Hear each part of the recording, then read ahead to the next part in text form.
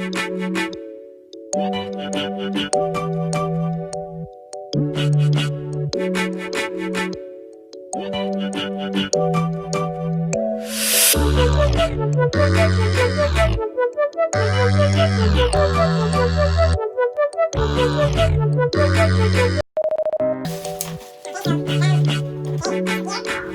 everyone, welcome back to the channel. Just finished a run, sitting down, cooling off now, and I want to get on the camera and review these shoes. The Nike Air Zoom Winflo 6s. This is only the second unboxing video that I've made. The first one was also on a pair of Nike shoes. And the unboxing that you're seeing on the screen right now is when I first opened these shoes.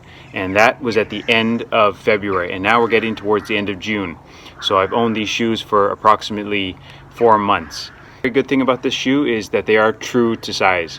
That is to say, I wear a size 12 UK or 13 US in Nike shoes, and this pair was no different. I ordered a size 12 UK, 13 US, and as soon as I put my foot into them, right out of the box, they fit perfectly well. And I've worn these shoes for approximately 150 kilometers worth of running, and I've had no issues whatsoever with comfort. My foot doesn't slip around too much in the shoe. There's a sufficient area here in the toe box, so very comfortable here, and where you slip your foot in and the tongue of the shoe, there's ample padding. So I had no issues with in terms of discomfort or friction in the shoe when running. But after about 50 kilometers, I noticed a glaring problem with this shoe, and for that reason, which I'll talk about very soon, I would not buy these particular shoes again, but I would buy a very similar model. Stick with me here for a second.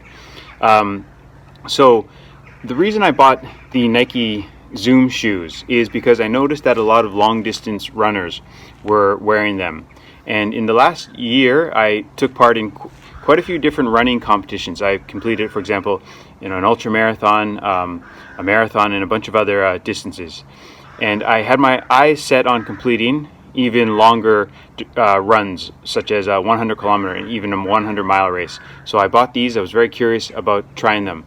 Up until now, I've really enjoyed Nike's minimalist shoes. For example, the Nike Free 5.0 or the Nike Free 3.0. But I was just very curious about these shoes.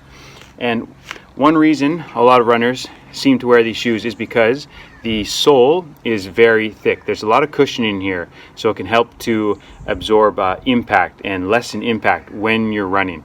And that is absolutely fantastic. For running or for walking, these shoes do give a lot of cushion. So you can take some wear and tear off your joints if that is an issue for you.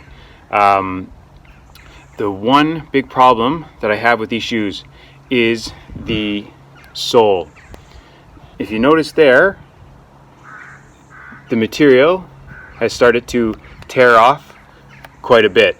So I've worn these for approximately 150 kilometers, but after about 50 kilometers, I noticed there was a patch starting to fall off. And after a few more kilometers, it did tear off all by itself. Soon I'm gonna have to cut this little piece off, I think, myself, because it's starting to rub against the ground. So for that reason, I would not buy the Winflo 6s again. In terms of comfort, absolutely fantastic. There's a really good amount of cushion, great for absorbing impact. So for running, walking, really good. For jumping rope, I wouldn't wear these shoes. I really like the minimalist shoes because the sole of the shoe is extremely flexible. Whereas with these, the front is quite flexible, but the back, it's quite rigid. There's not a lot of give there, and that's okay for a running shoe. But for a jumping rope, I love the feeling of your feet making contact with the ground. There's a great connection between your body and the ground, but not to the point where you're experiencing pain. But I like feeling the toes and the balls of my feet making contact with the ground and pushing off the ground. It's really good for jumping rope, I think, for timing and coordination. But so I wouldn't wear these for jumping rope because there is too much cushion. And to put that into maybe like an analogy, for example, if you're driving a car and you're wearing a very thick shoe, it can be a little more difficult to feel the pedal. There's not as much sensitivity, and whereas if you're wearing maybe a thinner shoe, you can feel the pedal a lot more. Similar with these. If you're running, that can be a great thing. But if you're jumping rope, I think it's great to have your toes, balls of your feet, maybe making a little bit more contact with the ground. You have a little bit more feel there, a little bit more feedback. This shoe, as you might be able to tell there, the back of it is quite long. The sole sticks out quite a bit, which is quite unique. And for running, that's not a bad thing because you're spreading your weight.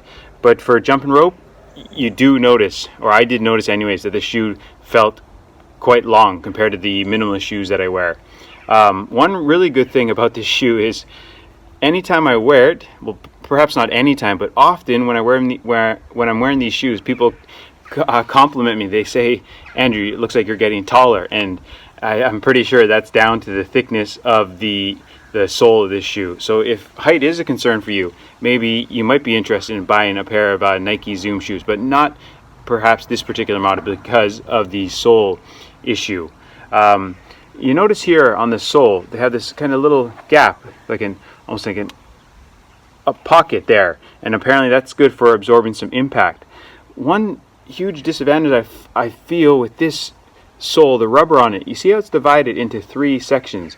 They got this material here, kind of a triangle shaped grooves, and they have this material here, and then they have another patch.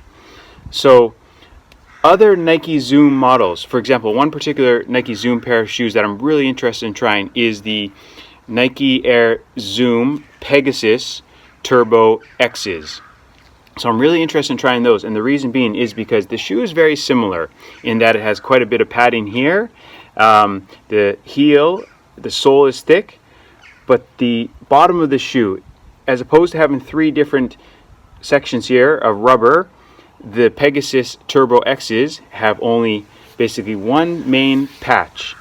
So I have a feeling this area started to peel off because it's just a small little patch of padding over the sole there. So it's more likely to peel off. Whereas with the Pegasus, you have the whole same material the whole way across. So I guess I believe there's less room for peeling away there. So this is the left one, and here on the right one, there's not. The shoe hasn't began peeling yet, just a tiny little bit here, but this part of the shoe has worn off quite a bit, and that really started after just about 50 kilometers. Other than that though, the sole is, I've had no problems with it, and even in Nike minimalist shoes, here I don't really experience too many problems with peeling or tearing off, especially after such a short distance, only 50 kilometers. So this shoe, in terms of comfort, I think it's absolutely fantastic, extremely comfortable for walking, for running. There's definitely a lot of cushion, helps to absorb impact. There's no friction with my feet.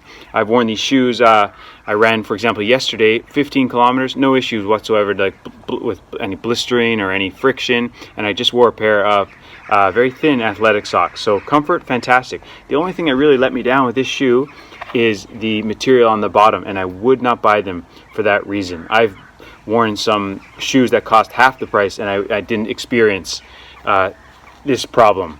So I'd love to try some more Nike Zoom shoes, but different models, especially the Pegasus Turbo X.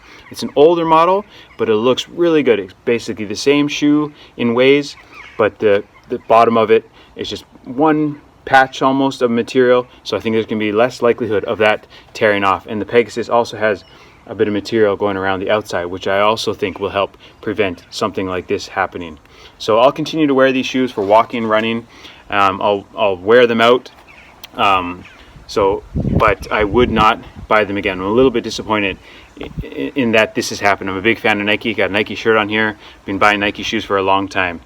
So for walking, running, Nike Zoom shoes I think are fantastic, just perhaps not this model. For jumping rope though, as I said, I think the sole is a little bit too thick. You don't have a great feel or feedback when your feet make contact with the ground, and for jumping rope that's really important. And also it's quite a long shoe, so for jumping rope I don't think it's ideal. I prefer a more sleek shoe, but for running, walking, great shoe. But will I buy them again?